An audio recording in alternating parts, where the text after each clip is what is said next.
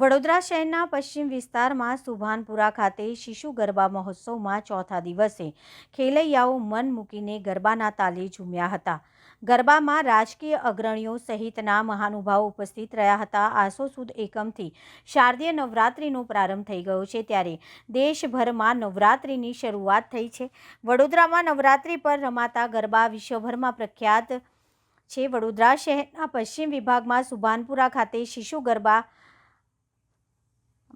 Garba ground જય Sainath education and charitable trust તેમજ શ્રી રંગ રાજેશ આયરે દ્વારા પ્રતિ વર્ષે શિશુ ગરબા મહોત્સવનું આયોજન ઝાંસી કી રાની ચોક પાસે આવેલા ગરબા ગ્રાઉન્ડમાં કરવામાં આવે છે. આ વર્ષે પણ શિશુ ગરબા મહોત્સવ 2025નું આયોજન કરવામાં આવ્યું છે, ત્યારે ચોથા નોરતે ખેલૈયાઓને ગરબાની રમઝટ માંડી હતી. શિશુ ગરબા રાજકીય શહેર ભાજપા પ્રમુખ ડૉક્ટર જયપ્રકાશ સોની, મહામંત્રી રાકેશ સેવક, જસવંત સોલંકી, વોર્ડ નંબર 9ના પ્રભારી લકુલેશ ત્રિવેદી, વોર્ડ પ્રમુખ લખધીરસિંહ ઝાલા, કોંગ્રેસના વિપક્ષના નેતા ચંદ્રકાંત શ્રીવાસ્તવ, કાઉન્સિલર બાળુભાઈ સુરવે, અલ્પાબેન પટેલ, કંચનરાય, નરવીરસિંહ ચુડાસમા સહિત રાજકીય અગ્રણીઓ સહિત મહાનુભાવ ઉપસ્થિત રહ્યા હતા. ઉપસ્થિત મહાનુભાવોનું શિશુ ગરબા મહોત્સવમાં આયોજકો રાજેશ આયરે, શ્રી રંગ આયરે દ્વારા તેમને સ્મૃતિચિહ્ન આપી તેમનું બહુમાન કરવામાં આવ્યું હતું. ત્યારબાદ ઉપસ્થિત મહાનુભાવો દ્વારા માતાજીના દર્શન કરી નવદુર્ગા આરતી કરવામાં આવી. શિશુ ગરબા મહોત્સવના આયોજક અને પૂર્વ કાઉન્સિલર રાજેશ આયરે, યુવા કોર્પોરેટર શ્રી રંગ રાજેશ આયરે, આયોજક રોનક આયરે, દીપક આયરે, પૂર્વ કાઉન્સિલર પૂર્ણિમાબેન આયરે, આયરે પરિવાર તેમજ જય સાઈનાથ એજ્યુકેશન એન્ડ ચેરિટેબલ ટ્રસ્ટની ટીમ અને શિશુ ગરબા ટીમના સૌ પરિવારના સભ્યો ઉપસ્થિત રહી ખેલૈયાઓનો ઉત્સાહ વધાર્યો હતો. શિશુ ગરબા મહોત્સવ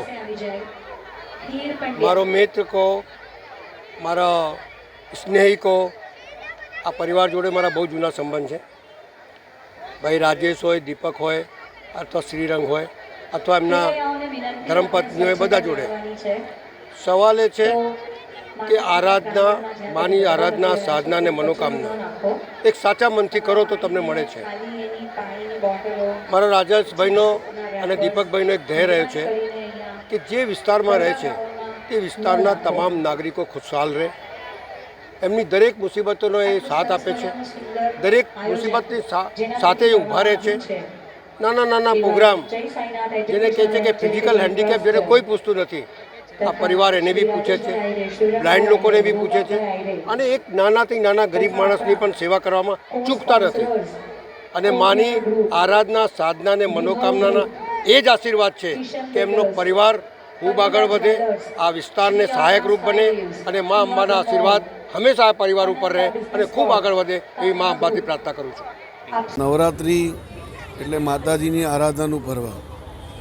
એમાં પણ વિશેષ ગુજરાતમાં ગરબાના માધ્યમથી નવરાત્રિના 9 દિવસ સૌ ભાઈબંધુઓ સાથે નવરાત્રિની માતાજીની આરાધના કરવામાં આવે છે.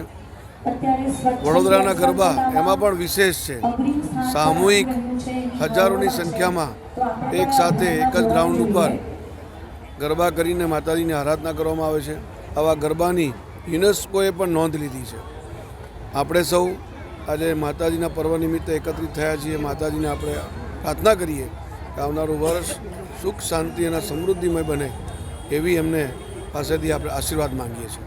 અને શિશુ ગરબા મહોત્સવ આવો સુંદર રીતે ભવ્ય આયોજન કર્યું છે તે બદલ શ્રીમાન રાજેશભાઈ, શ્રીરંગભાઈ અને એમની પૂરી ટીમને ખૂબ ખૂબ અભિનંદન અને શુભકામનાઓ પાઠવું છું. ધન્યવાદ.